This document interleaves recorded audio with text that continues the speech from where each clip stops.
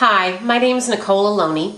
I'm the author of 3 cookbooks, Secrets from a Caterer's Kitchen, Cooking for Company, and The Backyard Bartender, which I'd love to be able to show you at this point, but I can't find my copies. Oh well.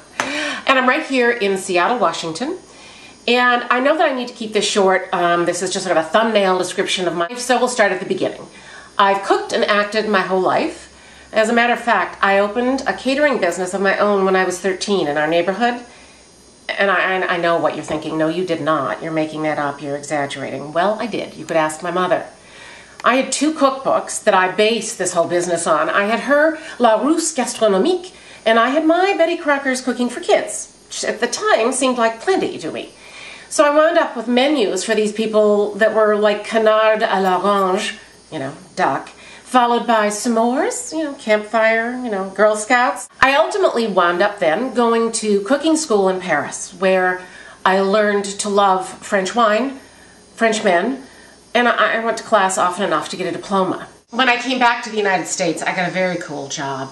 I was director of catering at this huge facility, and the first big event that I did after getting back was directing the Academy Awards, which I know people always think sounds very like, woo, Hollywood.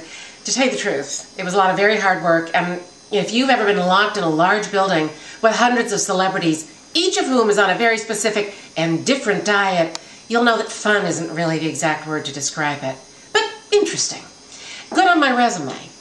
The 2 people that I get asked about the most often that I did parties for are Queen Elizabeth and Julia Child, who's royalty to me.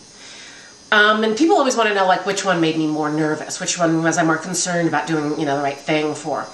And I'll tell you, I knew from having talked to the director of protocol and having seen, tape, that Queen Elizabeth doesn't really eat at an event.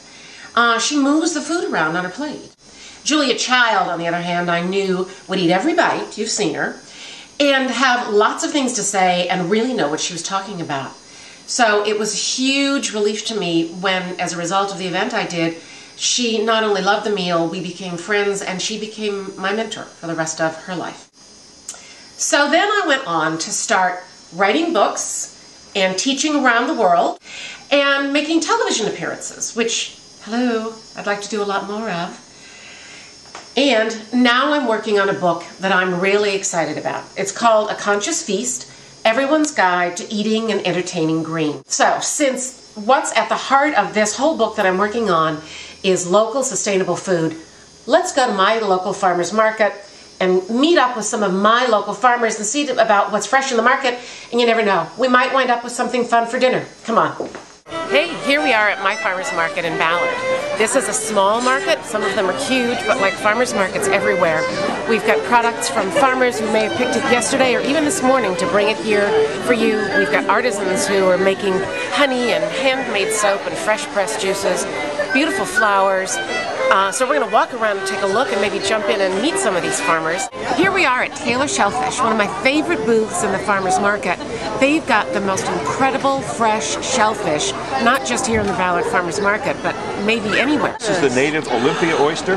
This is my favorite oyster. The first time I ever had this, I was at Julia Child's house, and somebody from here, and I'm going to guess it was John Rowley, had shipped them to her, and I went over for lunch, and she said, "You're not going to believe what I have, a whole box of Olympia oysters." We have one more shellfish here at the market that is kind of a fun item to show people.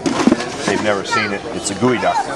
Oh, I've heard of gooey duck. This is the largest burrowing clam in the world. Whoa! This weighs a little more than 2 pounds. Can I touch it? Sure. Yeah, he's a very tender meat down here. This is the meat around the shell. The mantle is very, very tender, and this is usually sauteed or stir-fried. Oh, I have had that stir-fried with pasta. Here we are at one of my favorite booths in the Ballard Farmer's Market, Samuele Lecchesi's Pasta. And we're so fortunate that an Italian artisan has moved right here to our neighborhood so that we can have local food that's really handmade Italian food. This looks beautiful. Plain, of course, we're going in Piemonte. Classic is with the rabbit, which is a classic of it. And this we did with a cabbage dough. With the filling, we make a pork and fresh herbs, of course. I'd like to get some of this queen and take it back to the kitchen and cook this up. All right, we're back in the kitchen. where I'm going to teach my friend Maj how to make a wonderful recipe with the pleen we got in the market. So Maj, come on in. Come on into the kitchen. And by the way, before we begin, I'd like you to see our aprons. This is really essential to successful cooking. Enough said.